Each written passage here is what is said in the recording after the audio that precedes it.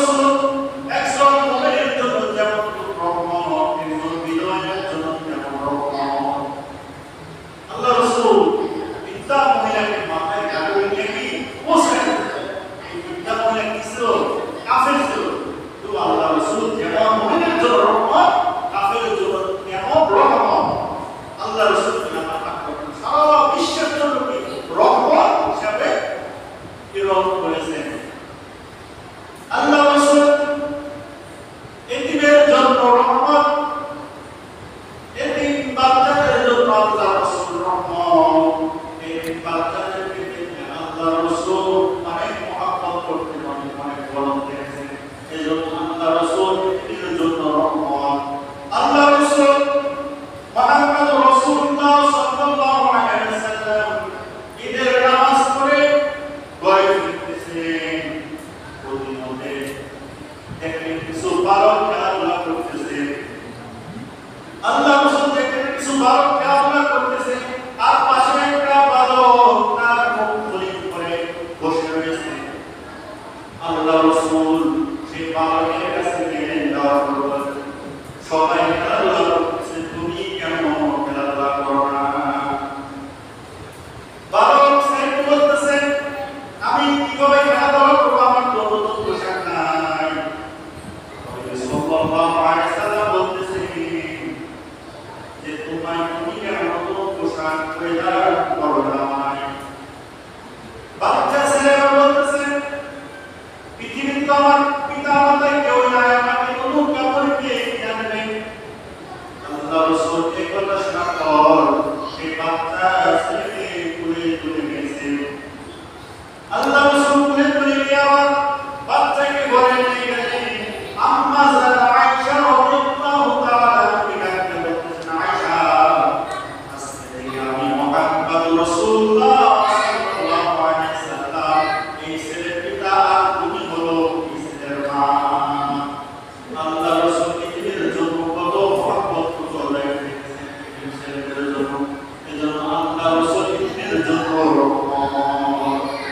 আল্লাহ রাসূল মানুষের জন্য, মানবের জন্য যেমন রহমত, আল্লাহ রাসূল পশুর জন্য তেমন রহমত।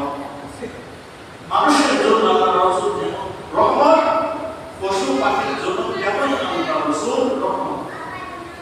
হযরত ইয়ালা সাহাবী রাদিয়াল্লাহু তাআলা বর্ণনা করেন, আল্লাহ রাসূলের সাথে আমরা সফরে গেলাম। সফরে কিছু দূর যাওয়ার পর একটি রাস্তা দিয়ে অতিক্রম করেছিলাম। অতিক্রম করার সময় একটি উটের সামনে দিয়ে দেখছিলাম উটটি পানি বহন করত। আল্লাহ রাসূলকে দেখে উটটি ঝিরঝির করে আল্লাহ রাসূলের পায়ের সিনার গর্দানকে নিচে করে দিল। আল্লাহ রাসূল বলতেছে, উটের মালিককে খুঁজে বের করো। উটের মালিককে খুঁজে বের করা হলো। উটের মালিককে বলল, এই উটটা আমার কাছে বিক্রি করে দাও। সেই উটের মালিক বলল, আল্লাহ রাসূল, এই উটটা বিক্রি তোমরা আপনাকে আমি হাসিয়া দিলাম। আল্লাহ রাসূল বলতেছে, এই উটটা যখন আমার কাছে আসতো, আমার কাছে এই উটটা তালিম দিতেছে, তাকে দিয়ে আপনি করানো হয়, তাকে দিয়ে জুলুমের কাটি করানো হয়, তাকে সঠিকভাবে খাবার দেওয়া হয় না। আমার কাছে এই উটটা নালিশ করলো। আজকে থেকে এই উটটাকে তোমরা ওই উটটার সাথে সৎ ব্যবহার করবা। এই উটটার সাথে তোমরা কি সৎ ব্যবহার করবা। আল্লাহ রাসূল পশুর জন্য যেমন রহমত, আল্লাহ রাসূল সারা বিশ্বের জন্য কি যেমন রহমত, সমস্ত কিছুর জন্য কি আল্লাহ রাসূল কি রহমত। আল্লাহ রাসূল বর্ণনা করে বলতেছে, ইয়ালা সাহাবী রাদিয়াল্লাহু তাআলা বলতেছেন, আল্লাহ রাসূলের সাথে আমরা আর কিছু অতিক্রম করার পর একটি আল্লাহ রাসূল কিছু দূর যাওয়ার পর এখানে বসলেন। বসার পর বিশ্রাম নিলেন। বিশ্রাম নেওয়ার পর আল্লাহ রাসূল সেখানে ঘুমায় পড়লেন। আমি দেখলাম একটি অলৌকিক ঘটনা। দেখলাম একটি গাছ মাটি ফেলে আল্লাহ রাসূলের সামনে এসে আল্লাহ রাসূলের পায়ের উপরে সিজদা দিয়ে ঝুঁকে পড়লেন। আবার গাছটা সেই স্থানে চলে গেলেন। আল্লাহ রাসূলের কাছে আল্লাহ রাসূল যখন ঘুম থেকে উঠলেন, ঘুম থেকে ওঠার পর আমরা জিজ্ঞাসা করলাম, আল্লাহ রাসূল, আপনি যখন ঘুমায় পড়লেন, আমরা দেখলাম একটি গাছ মাটি ফেলে আপনার কাছে এসে ঝুঁকে পড়লো, আবার গাছটা সেই স্থানে চলে গেল।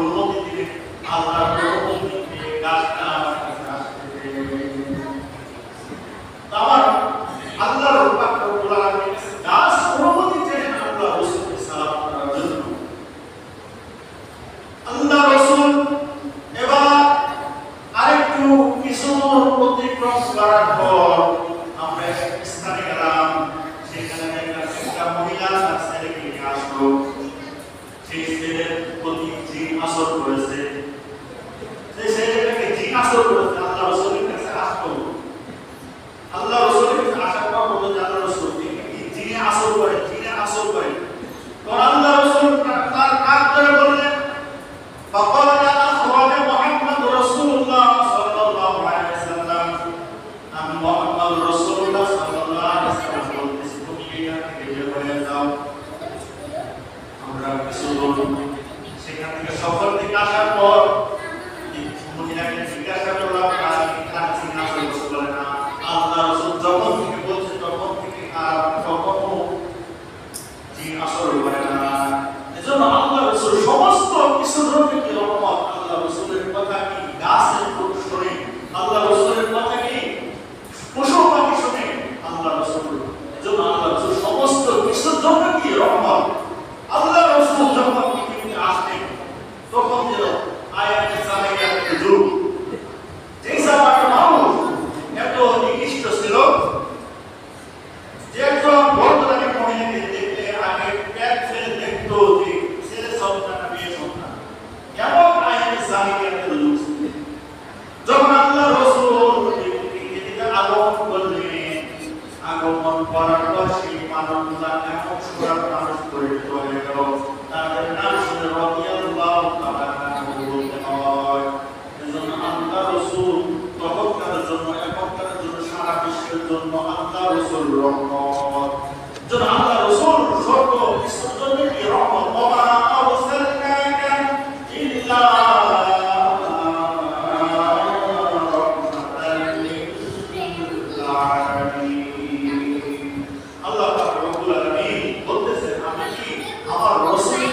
সারা বিশ্বের জন্য রহমত স্বরূপ প্রেরণ করেছেন।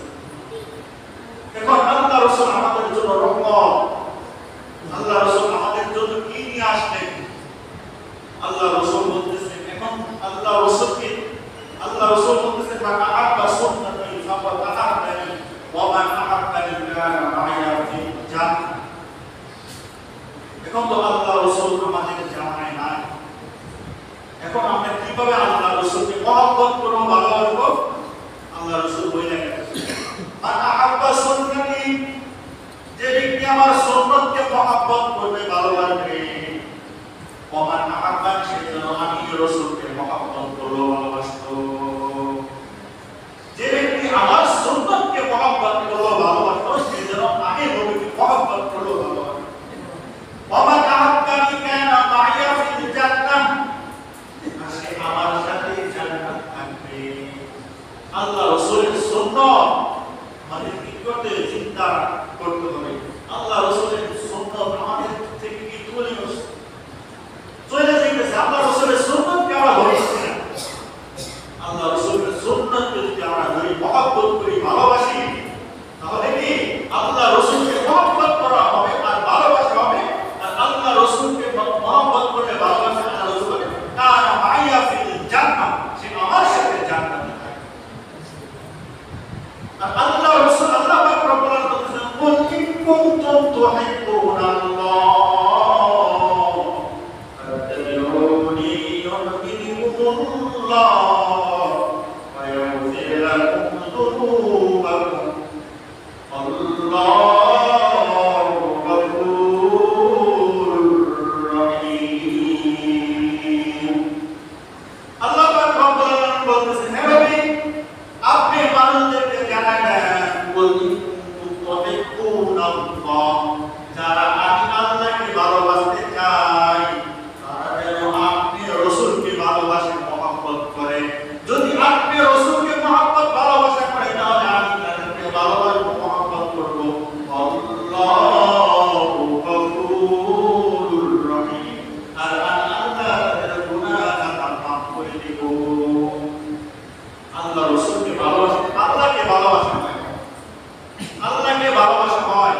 এজন্য আল্লাহ রাসূলকে কিভাবে ভালোবাসা মহব্বত করব? আল্লাহ রাসূলের সুন্নাতকে যদি আমরা মহব্বত করি, আল্লাহ রাসূলের সুন্নাত আমরা করতে চাই না, আল্লাহ রাসূলের সুন্নাতকে আমরা আঁকড়াই ধরতে হবে, মহব্বত করতে হবে, ভালোবাসতে হবে। এই যে সুন্নাত নামাজ আমরা কি আল্লাহ রাসূলের সুন্নাত, এই নামাজকে আমরা গুরুত্ব দিই না, করি না। এই যে জুমার আগে জায়গাটা সুন্নাত আছে, জুমার পরে জায়গাটা সুন্নাত, কিন্তু এগুলো আমরা না পেরে কি চলে যাব। আল্লাহ রাসূলের সুন্নাত মহব্বত করা, ভালোবাসা হয়, আমরা সেগুলো করি না। সুন্নাত নামাজ আল্লাহ রাসূলের, পড়ি তাহলে আল্লাহ রাসূলকে তো ভালোবাসা করব না। আমরা কি করি সুন্নত নামাজ না পড়ে বাড়িতে চলে যাই। যদি বাড়িতে পড়ি তাহলে আর ভালো উত্তম কাজ, কারণ সুন্নত নফল এটা ঘরে পড়া উত্তম। আল্লাহ রাসূল বলেন তোমরা ঘরে কবরস্থান বানাও, ঘরের ভিতরে সুন্নত নফল নামাজ এগুলো বেশি করে পড়লে কি ঘরের ভিতরে বরকত পায়। যদি বাড়িতে ঘরে পড়ে তাহলে তো আমাদের উত্তম, কিন্তু আমরা তো ফরজই করি না, আমার ঘর বাড়িতে থেকে সুন্নত করব। সুন্নত নামাজ আমরা না পড়ে কি চলে যায়, সালাম ফেরার সাথে সাথে কি দৌড় মারি। দেখেন এমন অবস্থা আছে সালাম ফেরার কি মসজিদ ভিতরে বোমা পড়বে তাড়াতাড়ি বাইরে থেকে, এমন অবস্থা না। আমরা এই সুন্নত নামাজগুলোকে গুরুত্ব দিব, আল্লাহ রাসূলের সুন্নাত এগুলোকে গুরুত্ব দিতে হবে। কারণ কিয়ামতের ময়দানে সুন্নাত নফল নামাজ এগুলো আমাদের জন্য কাজে আসবে। আল্লাহ রাব্বুল আলামিন কিয়ামতের ময়দানে যখন ফরজের হিসাব দেওয়া হবে, ফরজের হিসাব দেওয়ার পর দেখবে যদি ফরজের কিছু ঘাটতি হয় সেগুলোকে সুন্নাত নফল নামাজ এগুলোকে কি ঘাটতি পূরণ করবে। আর এগুলো যদি আমি না করি, যদি আমার ফরজের ঘাটতি হয়ে যায় তাহলে আল্লাহ রাব্বুল আলামিনের কাছে দরকার দেব, মাফ পাবো না। এই জন্য কি সুন্নাত নফল নামাজ এগুলোকে আমরা গুরুত্ব দিব, এগুলো বেশি